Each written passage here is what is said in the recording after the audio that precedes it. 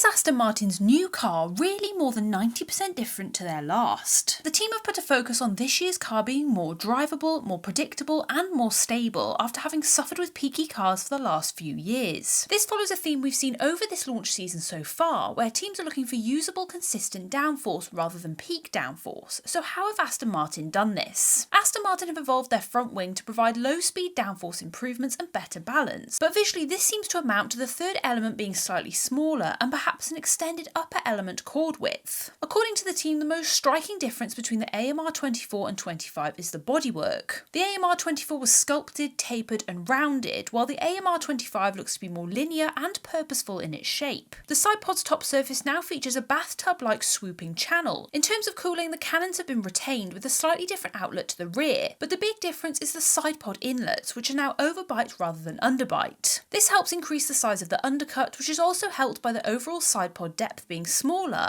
and to go with all of this external change, the radiator layout underneath has also been reconfigured, moving rearwards, and there's a new jagged razor-sharp edge along the spine of the car, and the rear wing has also been evolved with a reduction in the corner cutout versus the AMR24. This could also change though, given that the rear wing is a bolt-on part. Andy Cowell, their team principal, says they're excited to get underway, and they won't have to wait long as the shakedown is scheduled for Monday.